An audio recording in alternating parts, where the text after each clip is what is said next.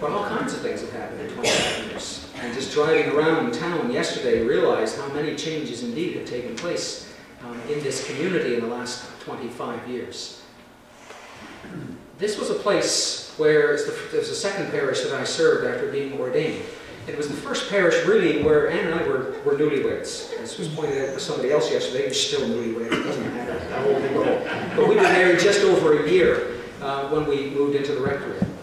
We came here just the two of us. When we left, we were a family of 4. Our 2 children were born here in this community. And in very many ways, and I don't often speak for Mary Ann, because we had been married 26 years, and I've known I ought not to.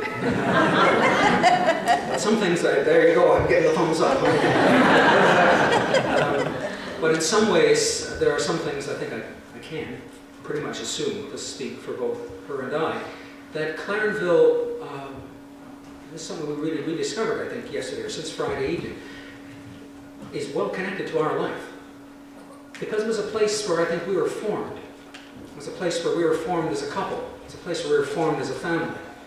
Speaking for myself, I think in many ways it was a place where I was formed as a priest. Because you people, those of you who were here 25 years ago and thereabouts, formed me, shaped me. This role of leading a congregation is a role indeed in mutual ministry. It's not all about what the priest brings. It's also about the faith that's already existing in the community well before the priest ever arrives, any priest. So you people shaped me. And I learned in this place, I think, a lot of the depth of what it means to try to lead people in faith. And that wasn't always easy. There were some lessons I learned the hard way in this place. Some things that I realized the best answer to was to say no when I was invited to do something. So they were difficult years. I can recall standing in this pulpit one morning, preaching a sermon with our daughter in my arms. I don't know if you do this anymore. No, not there. In those days, the collection plates were aligned directly below the pulpit. They are there. I stood on the wrong side. And our daughter, who was perhaps not quite 2 years old at that point, came up one Sunday morning and discovered the collection plates were directly below there, and they're lovely, shiny, polished brass. And she discovered she could see her face in them. So she was having a great time looking at her face in the collection plates. It was a baptism. There were all sorts of kids in church that Sunday. And some other little girl wandered over to see what she was doing, discovered the plate was there and you could see her face in it, and gave Victoria the elbow to get out of the way so she could do it. Well, she was directly below me. I had just started to preach, and she wasn't happy about this, so she looked around, looked up, and there was Dad. She pounded up behind me and yanked on my elbow and picked me up. I'm kind of busy right now, Victoria.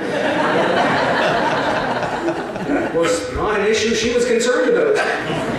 So I had to pick her up, and I managed to preach the sermon. See, I learned all sorts of, I managed how to learn to preach with a child in your arms. It wasn't the lesson I was looking for that day. I learned a lot being here. But the reality is, that's what this place is for. It's not only to teach me things, but it's to teach all of us. The church is that place where we are formed, truly, into a holy people, a holy priesthood, God's own people. Peter says, once you were not a people, now you are God's people. There's an identity shift that is going on here as he speaks to the newborn church in his day. And in this place, that is what is supposed to happen. In the church, we come not only to be spiritually fed, nor to only work on our personal relationship with God, but we come to be formed into a people, God's own people. A people that carry out God's mission, not our mission, not the church's mission. The church has no mission, zero. The church has God's mission. And when we figure out that it's God's mission, and that God doesn't necessarily bless everything we think about if it's not God's mission, that's what we're about in this place. To be formed, to be shaped. We come as newborn infants, Peter says. We come not really knowing what this wonderful thing is that God has called us into being. what God is challenging us to do in this place, and what are the gifts that God has given us to enable that to happen. For God's kingdom to be present in all its fullness, which is not something that will happen until God makes it happen in the first place, but for that kingdom to be lived out in as near a way as it can be lived out on our watch, then we need to be active in the world. And we learn what it is to be the disciples, what it is to be the ones who are learning of God, and the apostles, the ones who are sent by God. We learn that in this place. We're formed, we're shaped into a spiritual house, where we become a people of God, God's own people. And thanks be to God, that process never ends. You never get to the point of saying, that's it. I'm all right, God, take me home because I know it all. It doesn't happen. Thanks be to God. The journey lasts a lifetime. And I guess perhaps in Scripture we think that that journey might even continue beyond life in this world. In the world in the presence of God. We're continually shaped, we're continually formed, we're continually challenged. And when we think we've got it all figured out, God, whom I'm convinced has a wonderful sense of humor, and especially if we're created in God's image, we must. I mean, look at Bill Moll. I mean, there's a guy with a tremendous sense of humor. If he's created in the image of God, God's got a sense of humor. Not because God laughs at Bill, but God laughs at Bill. I always know where he is. I knew him the other night in the hall when he laughed. See, that was it. Calling card. God has a sense of humor, though, with us, because when we think we've got it all figured out, I think God laughs and says, I have so much more to show you. I have so much more to teach you. There are so many people who need to know what the peace of God is all about. That peace which was spoken of in this morning's gospel reading.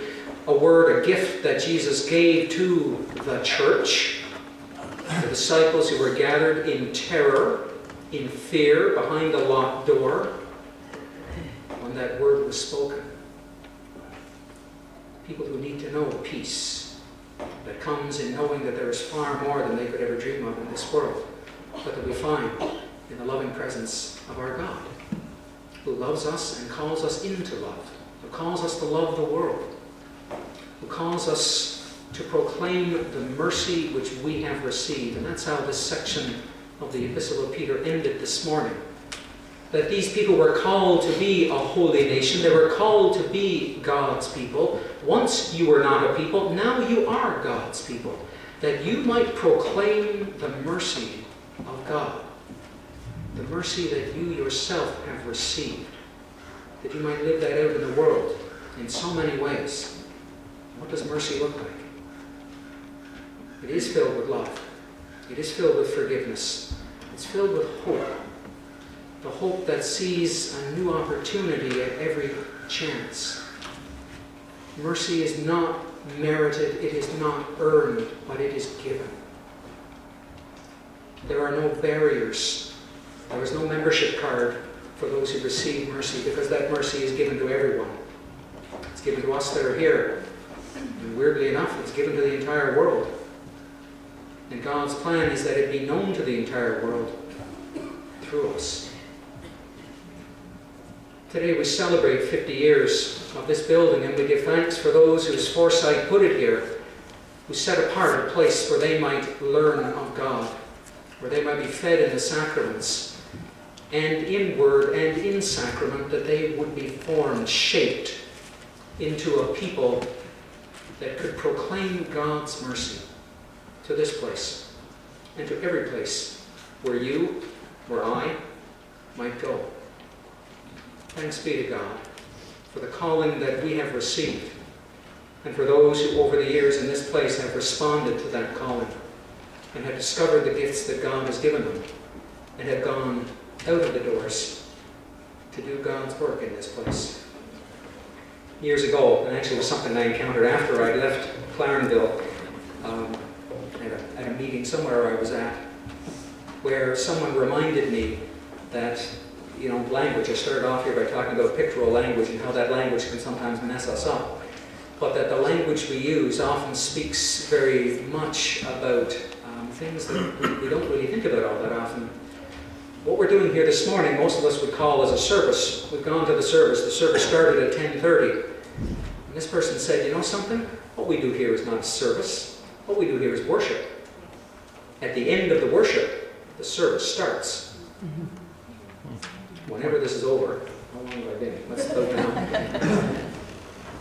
The worship ends, and then the service begins. When we go out through those doors, formed, having encountered God, having been fed, having been uplifted, having been challenged to go and be God's people, not only within these walls, but everywhere.